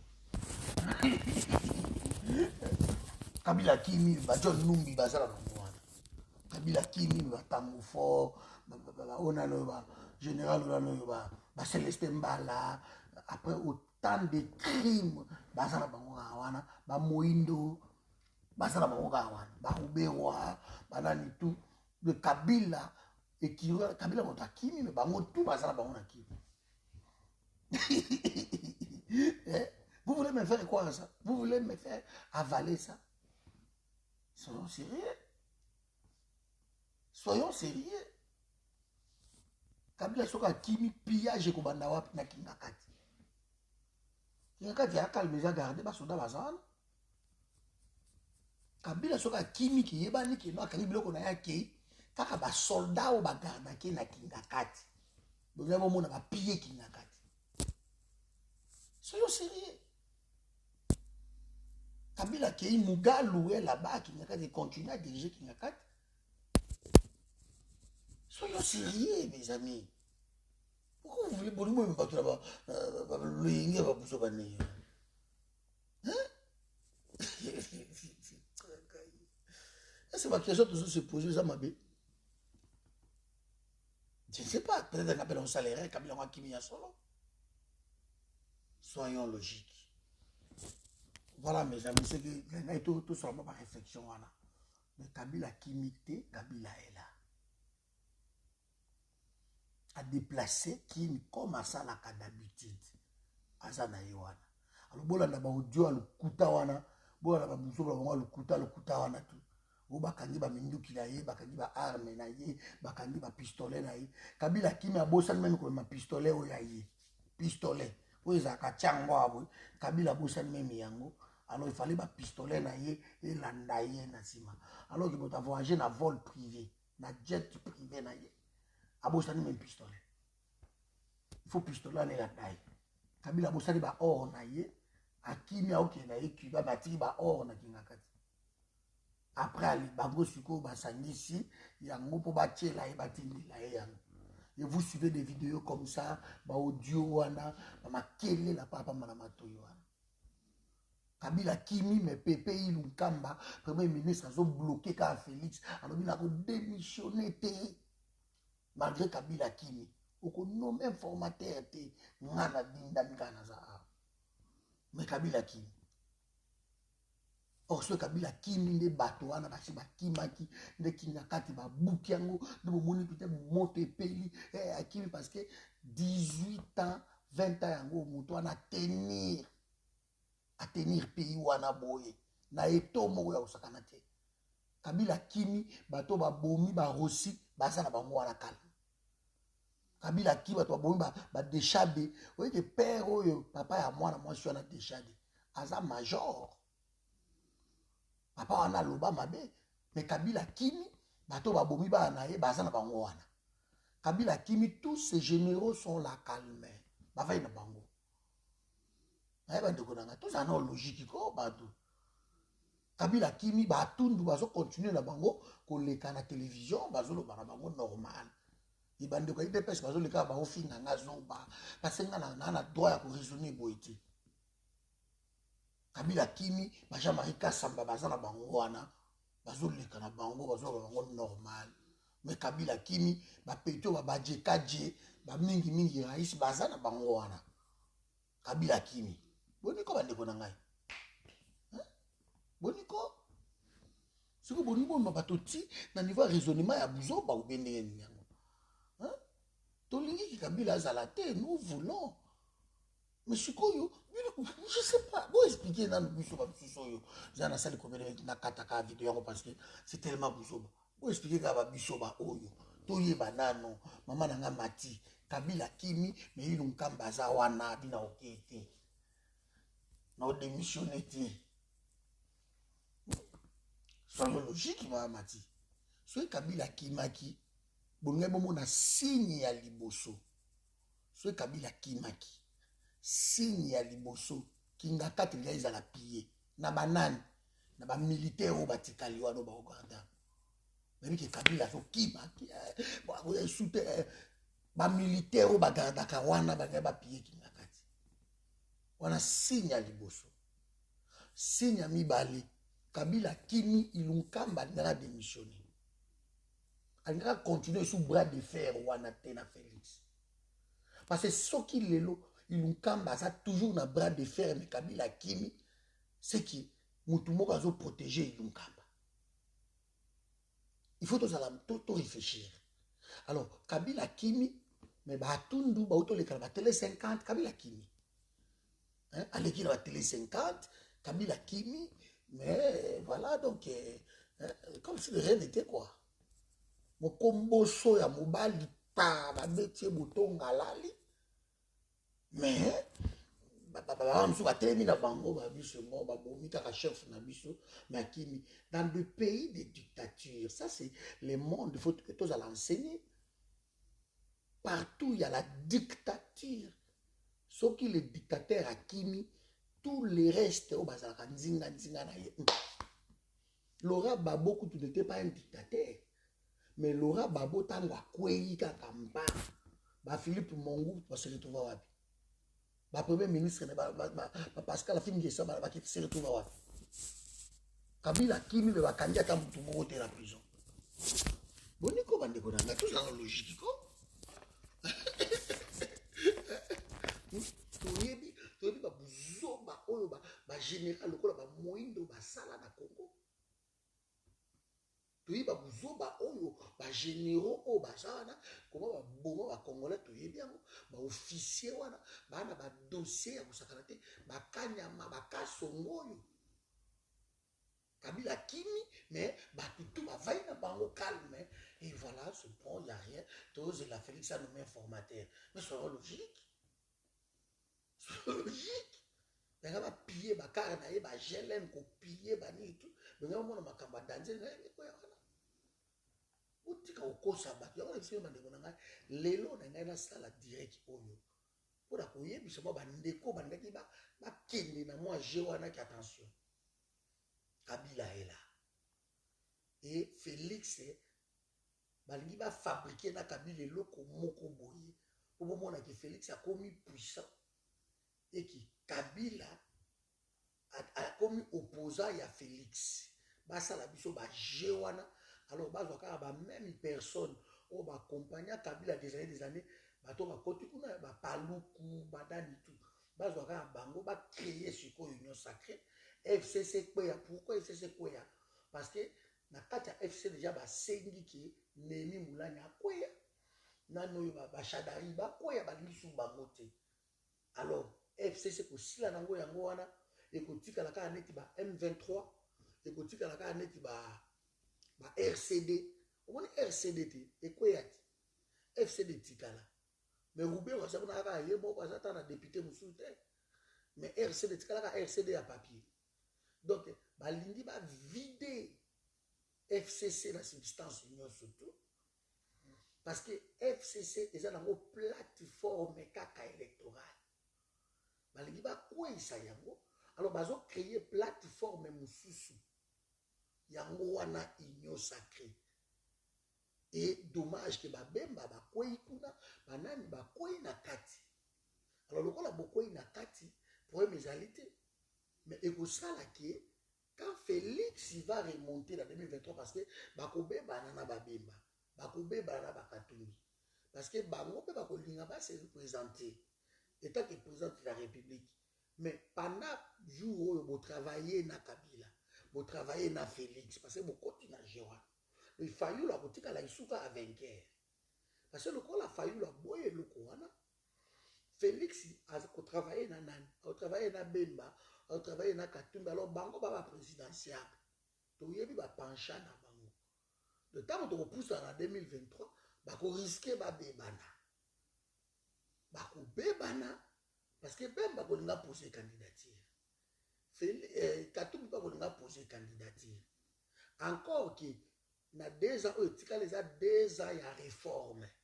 Il faut Félix accepter na Kabila qui va ça la réforme où il faut permettre Jean-Pierre Bemba à se représenter parce que selon la loi, Jean-Pierre Bemba ko se représenter dans l'élection présidentielle. Jusqu'ici, il a changé ça. C'était condamné. Donc, selon la loi, il ne peut pas. Katumbi, il est aussi condamné dans l'affaire à spoliation. Jusqu'ici, casier judiciaire Yabatouana, ils ont mon boulot. Il faudrait maintenant que Félix accepte que Alongola, le dossier na Bangoana, alors que Bango ne va pas salayer ombrage en 2023, si ça dirait vrai qu'il y a un donc, Bakobe Bana, et le coup la Bakobe Bana, Moutou Oya Boye Kokota la Bouzoba Wana, Kombo na Yenani, Fayulu. Et le coup la Fayulu la Bokota la Bouzoba Wana, Tango Bango Bakobe Bana Kuna, peuple a comprendre que Basala qui va gêner Bango pour embrouiller peuple. Est-ce que vous comprenez? Donc, il faut que non, bien vraiment que non, Bango Bazo travailler pour na Kabila, na Félix. Ensemble. Il faut la boy bango ya solo à sa côté na yekoto. Donc c'est ce qui va arriver. Bakobeba. Parce que jusqu'ici, Kabila Zara na Congo, Kabila Kimité. Voilà, le Kolobi son, mais je crois son les amalam de Korabi, mais là côté la son côté na yo. Voilà mes amis, donc je crois la salle de vidéo Moulaï Makasi. Maintenant on a expliqué bino le pourquoi et la Kabila Kimité. Il y a un titre na combien c'est Kabila Kimi ou pas. Donc il faut expliquer bino. So Kabila Kimaki nde bomoni ba biloko na yebishi bino o. Nde débanda des anakini sans même justice et s'en mêler parce que peuple a s'en charger na batwa. So ba yebi que Kabila Kimi Kabila Kimi na kinga kati déjà les gars inda kuna ba soldat ba masasi bazo boma na kuna bazo ba biloko kuna kata kinga kati. Bamoso okenda kota yibi mokomboso oyo kota yibi ngando oyo kota bakobeta nganda wa masasi bato balela nzala oyo kota yibi ngando yibi mokomboso oyo yibi mwa nkoyo olive le bazaki nango nemi mulanya kotala balobi Kabila nemi nzimwaka nanoyo oyo Shadaya kotala lobi affaire nini oyo kabona sample si bakokima okomona batundu okomona banani bamingi mingi rais mwa bana na to bakopanzana okomona ilu kamba ndenge eza wana akodémissionner mais jusqu'ici il y a rien qui a bougé wana eza basigne oyo ezolakisa ke le dictateur est là l'occupation est là parce que soki ekimi soki Kabila akimi lelo même banyarugabu même baoyo banani oyo barubewa omona bango na Congo te baokima babisengimana bomona bango na Congo te baokima yango moni nga na osede na baeuphorie wana te ya badiscours te naolinga natala le concret to palper donc soki bino kozosede na badiscours na makelele wana ça c'est vous qui voyez mais nalingi tobima na émotion bandeko na ngai Kabila il est en train d'agir. Il est en train de diriger Félix. Accueillir vacances parlementaires, alors, biso, tout ça, politicien, tout ça, il faut que la bande de Koba soit dans la mission. va comprendre que Kabila est là. Merci à nous tous les gens. Donc, bandeko na ngai botala bolanda ba audio te ba audio makila papa mbawana Kabila a signé akei poison ngaliso pour voir c'est des conneries. Tout ça c'est des bêtises. So Kabila kimaki bongai bomona même na aéroport na ngaki ngana. Parce que baki tengi baza wana basali bato mabe ya kusakana te protégé par Kabila directeur aéroport. Donc bongai bomona bato ko ba kachantoile bato ba ko ba Kalev Kabila kimi Kalev avai na ça. Boniko bandeko na ngai Kabila kimi me Kalev avai na ye aza inquiété Kalev avai na ça mais kaka ba ministre ya Kabila ba dukela Kalev parce que Kalev a torturé bato na ndenya mokiti bébé combien bato Kalev a torturé mais Kabila kimi Kalev aza na ye Kabila kimi ba deuxième personne baza na bango wana ba vai na bango me Kabila patron na bango akimi boniko et bino pe bolibo avaler makelela ba taliban wana la talibani ba sala ba bêtise la bango lukuta partager vidéo oyo ekota kune ba mubenga banani tout ba Christian Bosembe ba Eliezer ba vidéo na bango comme soko landi bango comprendre comme makamoni no ba André Mbata banani ba fantirier tout ce monde là. Tout ce monde là sont des Njalelo ba sokeli ba Jekoko tout ce monde. So ko taliban tout ezaka ba réclamation à ma famille na ba Tchakudia OK ko sala nini kuna gilet Tchakudia yo mutu na niveau bokoma kina ba nyake ondeni wana OK ko sala nini ezaka ba bêtise ba fantir de ce tour ba ndeko na ngai. Donc voilà, c'était Cordon Patrick so ina zali te micro na ebisa bino téléphone epanzanaki ozomona bomunga na garder na ligne na ngai. Moi je soutiens Fayulu jusqu'aujourd'hui parce que il est infaillible. Jusqu'aujourd'hui, basombi Fayulu te. So basombi Fayulu, ngana koya na oyebisa bino. Donc basombi na no Fayulu te. Jusqu'aujourd'hui, il continue à être na mission oyo bino peuple congolais kuna bopesa ki. Donc na ko changer position na ngate parce que Félix aleki a sali discours. C'est tout. Les concrets exactés.